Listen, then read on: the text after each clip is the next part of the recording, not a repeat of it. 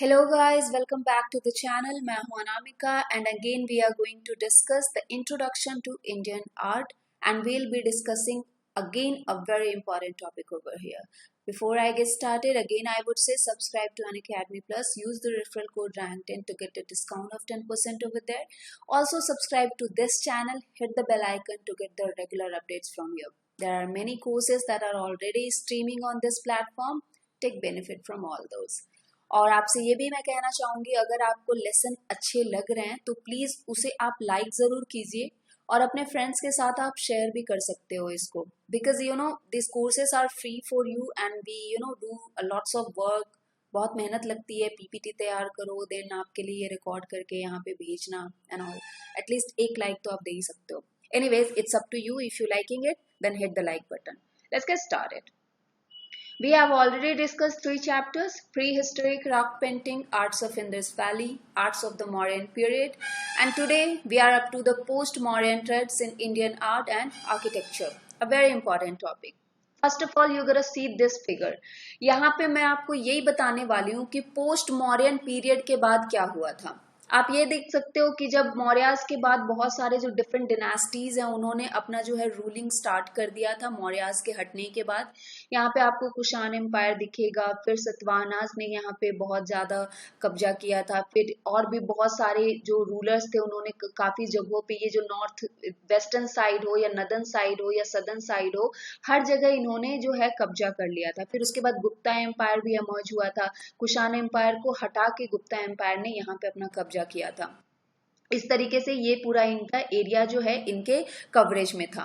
तो अब आपको यहीं पे ये चीज देखनी है कि 2nd सेंचुरी बीसी स्टार्ट होते होते यहाँ पे ये हुआ था कि जो अदर रूलर्स थे उन्होंने एक मौर्यन एम्पायर को बहुत ज्यादा अपने कंट्रोल में ले लिया था, जिसमें से कि सुंगास थे, कनवास थे, कुषाण थे, गुप्तास थे.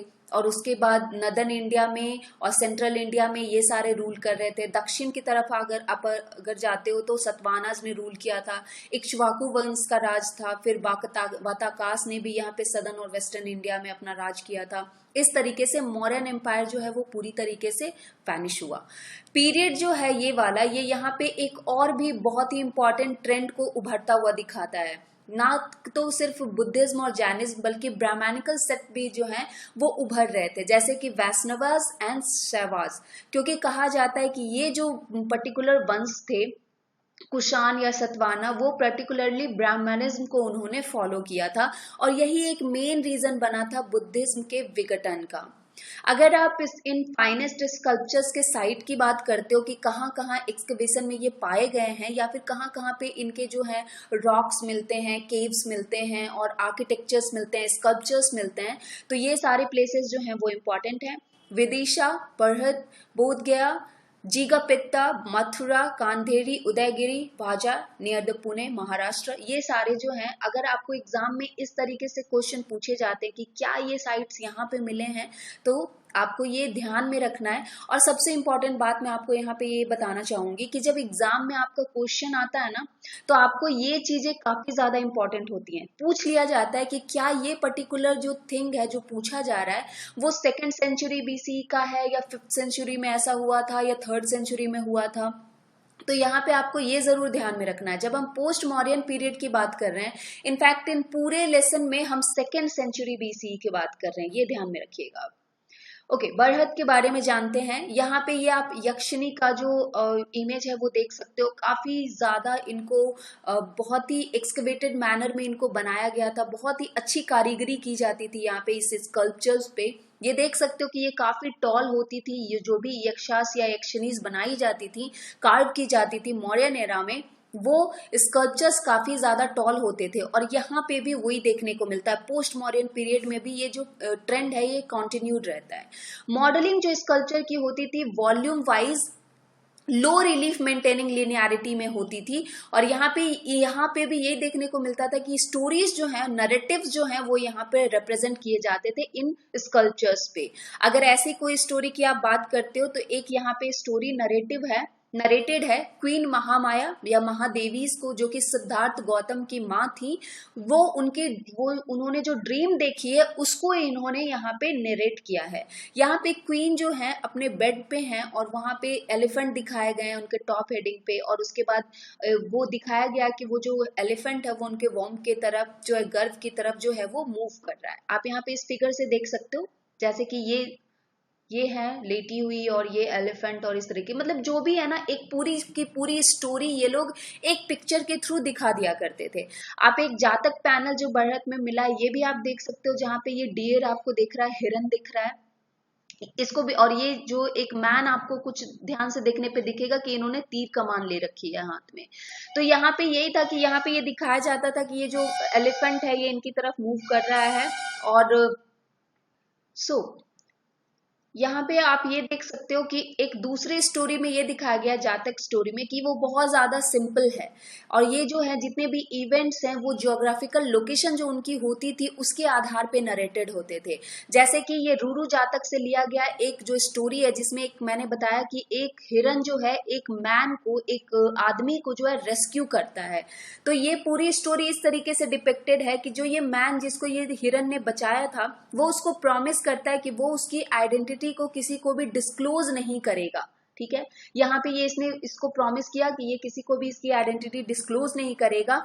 मगर कहते हैं ना कि यहाँ पे भी कहते हैं कि लोभ जो है, यहाँ पे जब इसको कोई कहा जाता है कि जब किंग ने यहाँ पे एक प्रोक्लेमेशन दिया कि रिवॉर्ड उनको दिया जाएगा, जो भी डिस्क्लोज करेगा उस हिरन की आइडेंटिटी को, उसको मतलब बहुत सारे सोने चांदी या ऐसा कुछ दिया जाएगा।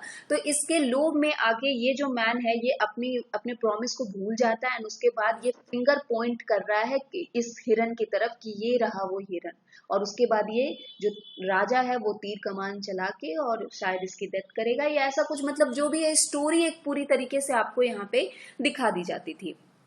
उसी तरीके से बाकी की चीजें आप देखिए कि जो अदर इवेंट है वो भी इस सेम पिक्चर में ये भी दिखाया गया है कि जो किंग है अपनी आर्मी के साथ स्टैंडिंग है और एरो और ऐसा कुछ उन्होंने शूट करने के लिए ले रखा है। Though the regional stylistic variation also begin to emerge, मतलब जो यहाँ पे जैसे जैसे वहां पे सदियां बीतती जाती थी बहुत सारे जो वेरिएशन हैं वो आपके पिक्टोग्राफिक थिंग में दिखने शुरू हो जाते थे, स्कल्पचर्स में दिखने शुरू हो जाते, कंस्ट्रक्शन जितने भी होते थे स्तूपास के उसमें दिखने शुरू हो जाते थे। लेकिन जो मेन कैरेक्टरिस्टिक होती थी, all the male image of the first second century BC, उनमें दिखाया जाता था कि उनके जो हेड गियर होते थे वो नॉटेड ही होते थे। तो एक चीज यहाँ पे आपको कॉमन देखने को मिलेगी। अब सांची के बारे में पढ़ते हैं, काफी ज्यादा इंपॉर्टेंट है ये। सांची का जो स्तूप है फर्स्ट वो खासकर काफी ज्यादा इंपॉर्टेंट है। मैं तो इनफैक्ट यहाँ तक कहूंगी, अभी तो खैर लॉकडाउन है, कोविड है, बट जब भी आपको टाइम मिले एटलीस्ट इन प्लेसेस को जरूर विजिट कीजिए, दे आर मार्वलस। तो इसका आप देख सकते हो, पिछले लेसन में भी मैंने आपको बताया था इसके कौन कौन से पार्ट होते हैं। ये प्रदक्षिण पथ होता है जिसके चारों ओर चक्कर लगाया जाता था, फिर इसे हमिका कहते हैं, इसके ऊपर में जो छोटी सी ये होती है उसे छतरी कहते हैं, फिर ये मेधी होता है, तोरण होता है जिसे द्वार आप कह सकते हो, फिर ये वेदिका होती है जहाँ पे ये इनग्रेवेटेड होते थे, जितनी सारी चीजें जो भी स्टोरीज डिपिक्शन होता था ये सारी यहाँ पे जो है लिखी जाती थी।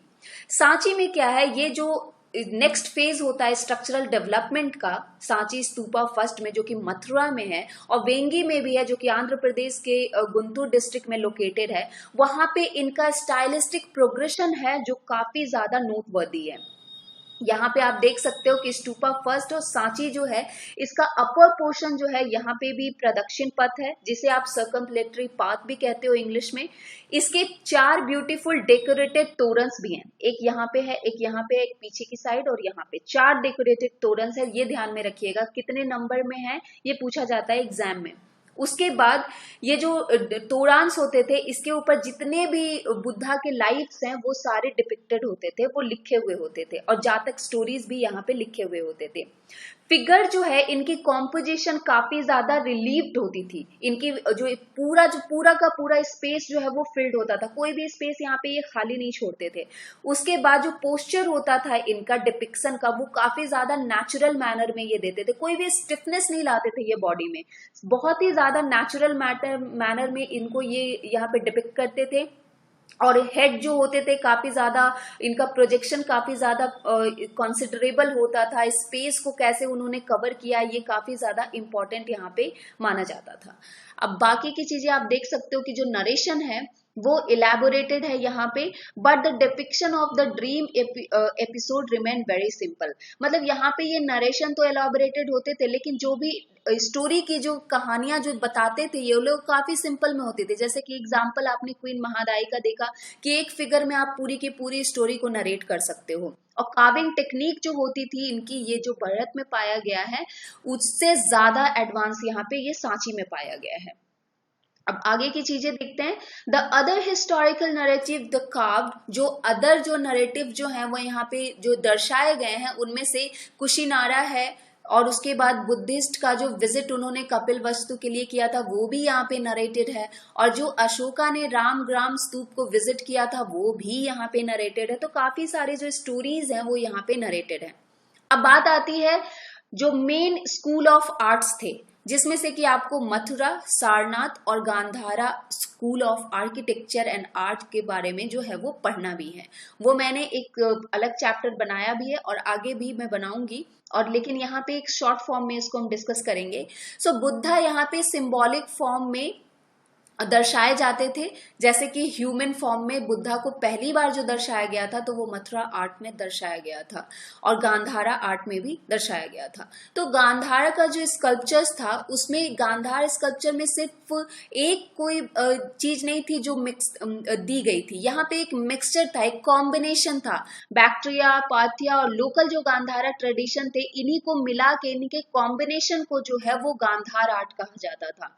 बुद्धा इमेज जो मथुरा में होता था, उनके जो यक्षा या यक्षिणीज के इमेजेस होते थे वो काफी ज्यादा मथुरा के मॉडल से लिए गए होते थे, लेकिन गांधार आर्ट में ये चीज देखने को नहीं मिलेगी। गांधार आर्ट में जो है आपको हेलेनिस्टिक फीचर देखने को मिलेगा।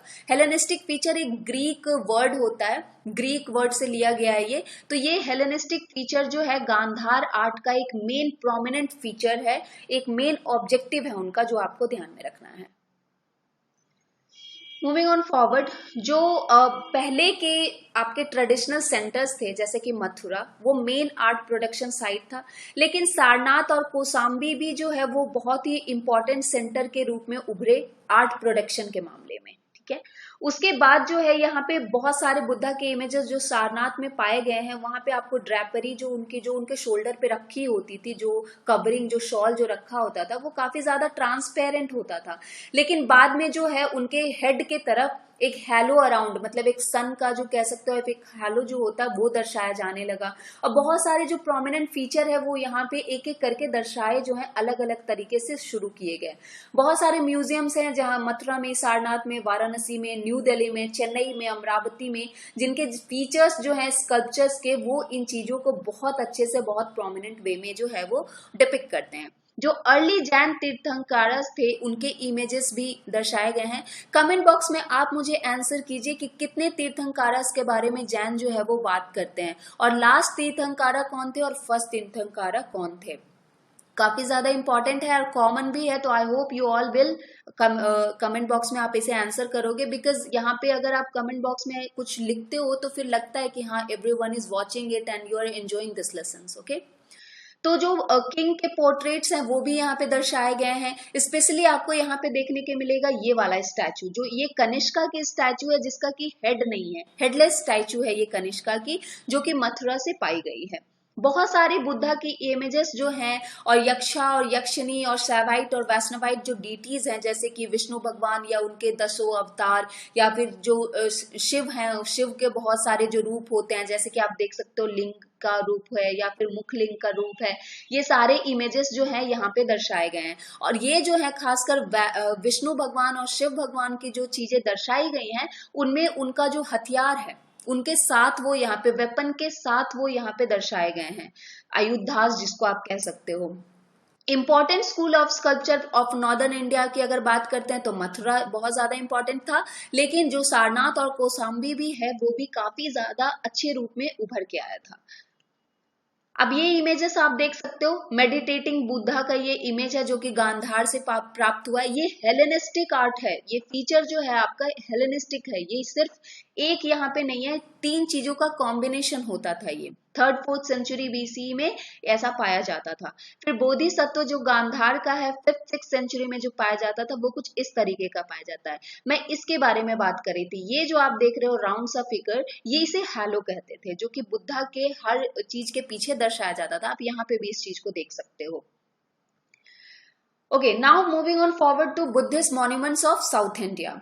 सो अगर साउथ इंडिया के ये मॉन्यूमेंट्स की आप बात करते हो तो वेंगी जो आंध्र प्रदेश में लोकेटेड है, वहां पे बहुत सारे स्तूप्स जो हैं वो पाए गए हैं, जैसे कि जगाया पिट्टा, अमरावती और बदिप्रोलु, नागार्जुन कोंडा, गोली एटसेट्रा। ये जो अमरावती है ये काफी ज्यादा इंपॉर्टेंट है, इसके फीचर के बारे में स्पेशली हम पढ़ेंगे।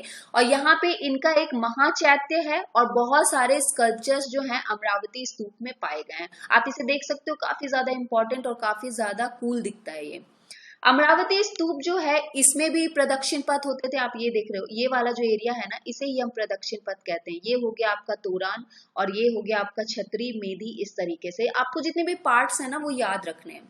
और यहाँ पे वेदिका होता था। वेदिका पे जो है बहुत सारे नरेशन, जो स्कल्पचर्स होते थे, जो डिपिक्टेड होते थे, नरेशन जो है वो वहां पे लिखे होते थे। जो भी स्टोरीज या जातक होते थे वो वहां पे डिपिक्टेड होते थे। द डोमिकल स्टूपा स्ट्रक्चर जो है वो यहाँ पे रिलीफ स्टूपा स्कल्पचर स्लैब से कवर होते थे, जो कि इनका एक बहुत ही इंपॉर्टेंट यूनिक फीचर था अमरावती स्तूप का। इसको आप देख भी सकते हो, ये काफी ज्यादा अलग दिख रहा है थोड़ा सा। जो तोरान होता था अमरावती स्तूपा का, वो काफी ज्यादा डिसअपियर होना शुरू हो गया था धीरे धीरे, as a period started increasing. उसके बाद ये जो है चीजें देखने को कम मिल रही थी। इवेंट्स जो होते थे जितने भी लाइफ ऑफ बुद्धा के, तो लाइफ ऑफ बुद्धा के इवेंट्स आपको पता है किस तरीके से उनका जो जैसे महाचक्र परिवर्तन कहते हैं, और फिर बहुत सारी चीजें हैं, जैसे उनके जन्म को क्या कहा जाता है, उनके मरण मृत्यु को क्या कहा जाता है, उनके फर्स्ट जो दीक्षा उन्होंने दी थी सारनाथ में उसे क्या कहा जाता है। ये सारी चीजें आपको ध्यान में रखनी है। कौन सी स्टोरी को क्या कहा जाता है, कौन से लाइफ ऑफ इवेंट को क्या कहा जाता है, वो मैच ऑफ द फॉलोइंग में आपको पूछा जा सकता है। उसके बाद एविडेंस जो है कंस्ट्रक्शन एक्टिविटी का, वो 3rd-सेंचुरी बीसीई में ये आप देखने को मिल सकता है आपको। और it was best developed in 1st and 2nd-सेंचुरी सी। मतलब ये जो जातक स्टोरी बुद्धा की जितनी भी डिपिक्टेड होती थी, इनकी कंस्ट्रक्शन एक्टिविटी आपको 3rd-सेंचुरी सी बीसीई से तो मिल सकती है, लेकिन बेस्ट डेवलपमेंट जो इनका हुआ है वो 1st और 2nd-सेंचुरी सीई में हुआ है, ये ध्यान में रखिएगा। एंड बुद्धा का, अगर आप बुद्धा इमेजेस की आप बात करते हो 2nd और 3rd-सेंचुरी में कैसा था, तो ये जो इमेजेस होते थे वो ड्रम स्लैब्स पे भी कार्व्ड आउट होते थे और बहुत सारे अदर प्लेसेस पे भी ये कार्व्ड आउट होते थे। मान लिया पिलर पे उसको गढ़ दिया, या फिर कोई भी जगह जो उनको, जैसे मैंने बताया ना, स्पेस को ये बिल्कुल नहीं छोड़ते थे, हर एक छोटी छोटी स्पेस को ये यूज करते थे। इनके फिगर्स जो हैं काफी ज्यादा स्लेंडर होने शुरू हो गए थे, पतले से होने शुरू हो गए थे। बहुत सारे मूवमेंट इन्होंने दिखाने बॉडी के शुरू कर दिए थे, जिसमें से कि एक इम्पॉर्टेंट जो है त्रिभंगा मूवमेंट को दिखाया जाता था। और ये जो स्कल्पचर कॉम्बिनेशन होते थे ये काफी ज्यादा सांची में आपको कॉम्प्लेक्स देखने को मिलेंगे। जैसे ये आप देख सकते हो, ये जो इनका पोस्चर है ना, ये इसको आप कह सकते हो बॉडी को बेंड करना, तो इसे त्रिभागा पोस्चर कहा जाता था। नरेटिव जो डिपिक्टेड है, क्या क्या स्टोरीज जो नरेशन जो है किया गया है, तो उनमें जो है इवेंट जो है लाइफ ऑफ बुद्धा के और जातक स्टोरी ये नरेटेड है। जातक सीन जो जो डिपिक्टेड है उनमें से आप ये देख सकते हो कि बर्थ इवेंट जो है बुद्धा का वो दर्शाया गया है। क्वीन जो है उनको ये दिखाया गया है कि वो बेड पे लेटी हैं और बहुत सारे फीमेल अटेंडेंट्स उनके पास हैं, और एक छोटा सा स्मॉल साइज एलिफेंट भी जो है वहां पे कार्व आउट किया गया है। और ये जो अपर फ्रेम ऑफ द कॉम्पोजिशन है जो क्वीन महादाई का, वो उनको दिखाया जा रहा है कि वो किसी ड्रीम में है। आप इस फिगर को देख सकते हो, जैसे ये लेडी लेटी हुई है और इनके चारों ओर जो है इनके अटेंडेंट हैं। तो इस तरीके के फिगर से बहुत सारी चीजें समझने को मिलती थी, पूरी की पूरी एक स्टोरी समझने को मिलती थी हमें। In other relief 4 event related to birth of Buddha are also shown. मतलब जो भी अदर रिलेटेड चीजें हैं बुद्धा की, वो भी बहुत सारी चीजों में दिखाई गई हैं। आप इस फिगर को भी देख सकते हो, जैसे मैंने बताया ड्रम स्लैब पे भी ये गढ़े जा रहे थे, तो ये स्तूपा ड्रम स्लैब जो अमरावती का है, जो कि 2nd सेंचुरी सीई में यहाँ पे ये स्कल्पचर पाया गया है। गाइस बैकग्राउंड नॉइस को प्लीज उसको आप इग्नोर करिएगा, थोड़ा बहुत आएगा ये, I can't help it. Okay, independent Buddha images जो है वो भी यहाँ पे पाए गए हैं, जैसे कि अमरावती में, नागार्जुन कोंडा में और गुंतापेल्ले जो आंध्र प्रदेश में लोकेटेड है वहां पे। और गुंतापेल्ले का जो है वो रॉक कट केव है और ये एलुरु के निकट है।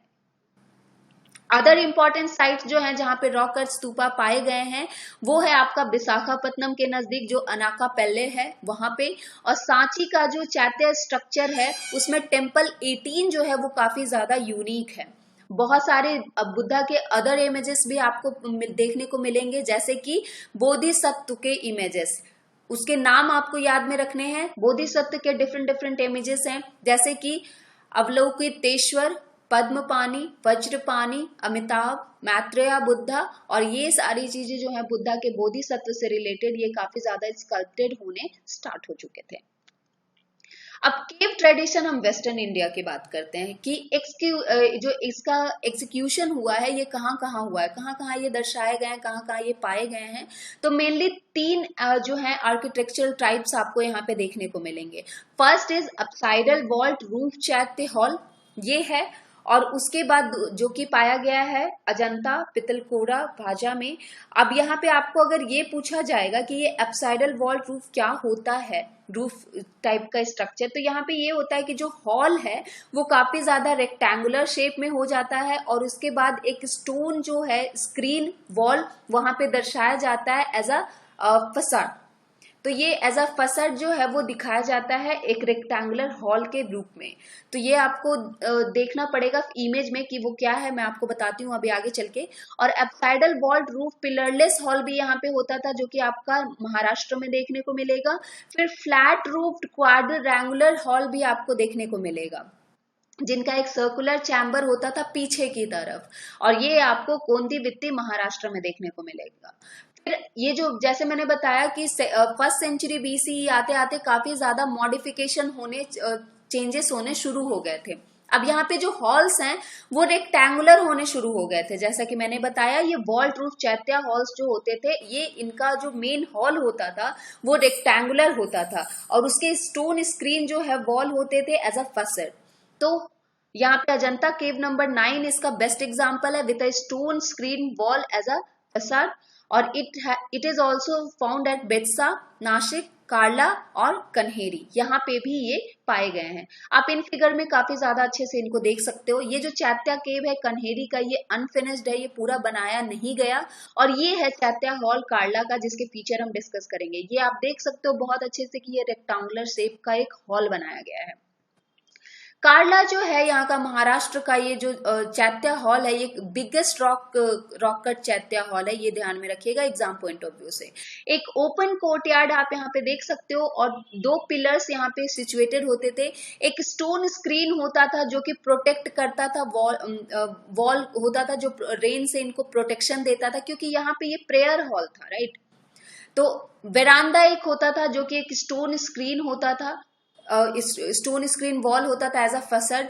और एक अपसाइडल वॉल्ट रूफ चैत्य हॉल होता था जिसके पिलर से वो सपोर्टेड होता था। एक स्तूप इनके बैक में बनाया जाने लग गया था। फर्स्ट सेंचुरी बीसी जो है ये चैत्य विहारा हॉल होने शुरू हो गए थे क्योंकि एक स्तूप भी इसमें एडिशन कर दिया गया था। कार्ला चैत्य hall is decorated with human and both, like animal और ह्यूमन फिगर दोनों के द्वारा इसको दर्शाया जाता था। अब यहाँ पे विहार्स की बात करते हैं तो viharas are executed in all the cave sites. Some of the important vihara caves are Ajanta cave number 12, Bedsa cave number 11, Nashik cave number 3, 10 and 17। ये है आपका नासिक का केव नंबर 3। अब यहाँ पे आपको बहुत एक इम्पॉर्टेंट फीचर जो देखने को मिलेगा वो ये रहेगा कि इनके एक्सकेवेशन जो होते थे वो फ्रंट पिलर जो होता था इनका उसमें आपको घट बेस और घट कैपिटल देखने को मिलेगा। और ये घट बेस और घट कैपिटल के अंदर में ह्यूमन फिगर्स दिखाए जाते थे। जैसे कि ये होता था, ये इसको आप शाफ्ट कह सकते हो, इसको आप बेस कह सकते हो, और इसके ऊपर जो होता था वो आपका होता था कैपिटल। जैसे सारनाथ का जब लायन बुद्धा का मैंने पिछले लेसन में डिस्कस किया था तो मैंने बताया था वो चार जो लायन है वो है कैपिटल। उसके नीचे जो लोटस इन्वर्टेड लोटस है वो अबैकस जो है वो आप उसको बेस कह सकते हो, और उसके नीचे जो लंबा सा पिलर दिया गया उसे आप शाफ्ट कह सकते हो। उसी तरीके से यहाँ पे होता था। अब यहाँ पे एनिमल फिगर जो है वो दिखाए गए हैं। In the 4th and 5th century CE एक स्तूपा जो है वो एडेड होते थे at the back of the hall of vihara, और इसीलिए इनको जो है चैत्या विहारा हॉल कहा जाने लगा। कन्हेरी जो है मुंबई में, इनमें 108 केव्स जो हैं आपको एग्जीक्यूटेड हुए हैं, एक्सकेवेटेड हुए हैं सॉरी, लेकिन जो इंपॉर्टेंट साइट्स हैं उसमें आपको अजंता, पितलखोरा, एलोरा, नासिक, भाजा, जुनार, कार्ला, कन्हेरी, और ये सारे जो हैं वो इंपॉर्टेंट है। Sorry for the repetition.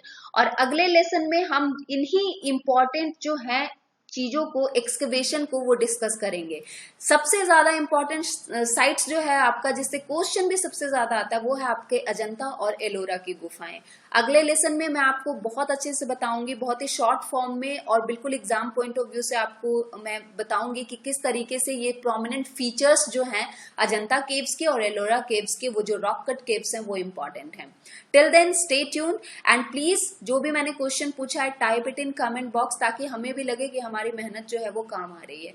कुछ और भी पूछना चाहते हो आप, कुछ सजेशन देना चाहते हो, comment box is available for you, feel free to use it. It's Anamika signing off, guys. Take care.